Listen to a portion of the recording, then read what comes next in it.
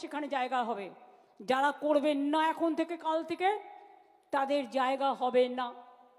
এবং তারা কতটা করতে পারলেন 3 দিন পর পর তাকে কিন্তু ইনফরমেশান দিতে হবে, এবং ইনফরমেশান পার্টি অফিসকে পাঠাতে হবে, তৃণমূল ভবনে পাঠাতে হবে সুব্রত বক্সির কাছে। এবং আমি সুব্রত বক্সির নেতৃত্বে, যেহেতু হয়তো কোথাও প্রবলেম হচ্ছে, কেউ আপনার প্রশাসন কথা শুনছে না, হয়তো কোথাও আপনি করতে যাচ্ছেন বাধা পাচ্ছেন, সেই কথাটি জানাতে হবে। তার জন্য আমি স্টেট লেভেলে এই ভোটার লিস্ট সংক্রান্ত একটা কমিটি করে দিচ্ছি।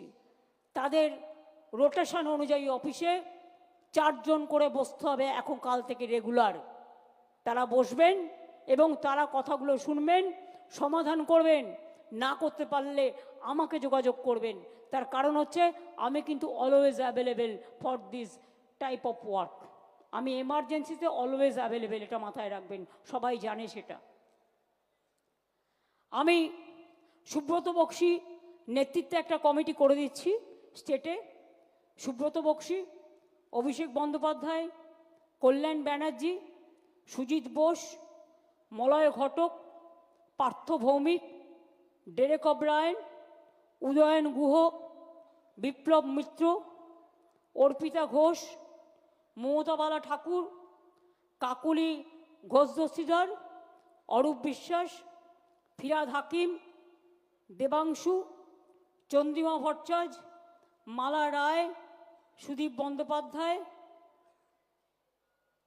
আমাদের নির্মলবাবু যিনি জলপাইগুড়ি থেকে নির্বাচিত হয়েছেন, সুমন কাঞ্জিলাল আলিপুরদুয়ারের, শামিরুল রাজ্যসভার এমপি, বাপি হালদার আমাদের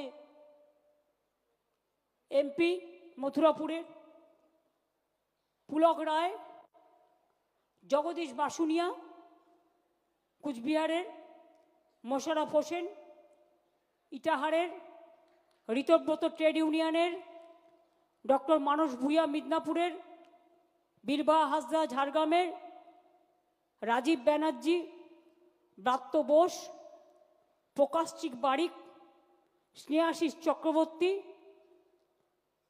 সায়নী তিনাঙ্কুর, বেচারাম মান্না,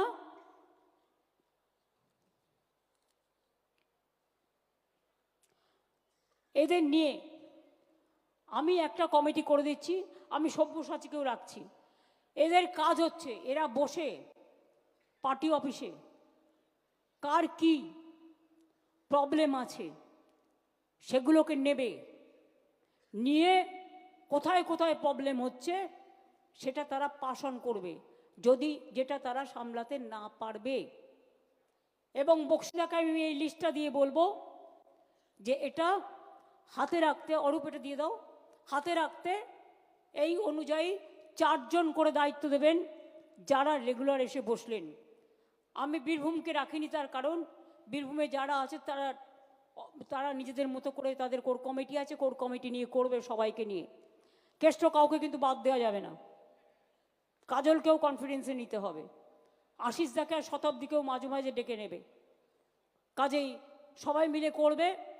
বাদ বাকিটা জেলা ওয়াইজ, আর তোমাদের বর্ডার যেটা মুর্শিদাবাদের ভরতপুর মনে হয়, যেটা আমাকে ভরতপুরের এমএলএ বলেছিল। ভরতপুরের এমএলএ কি এখানে আছেন? বড়োয়ার এমএলএ বলেছিল।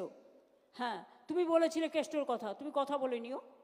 বাদ বাকি জেলা প্রেসিডেন্টরা ইমিডিয়েট বুথের সাথে কথা বলে বুথ কমিটি করে কাজটা করবেন।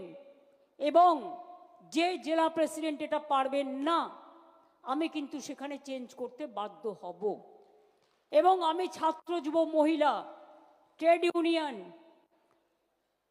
বা কিষাণ ক্ষেত মজদুর বা সংখ্যালঘু বা এসসি এসটি ওবিসি মাইনরিটি সবাইকে সহ বলবো সবাইকে সাথে নিতে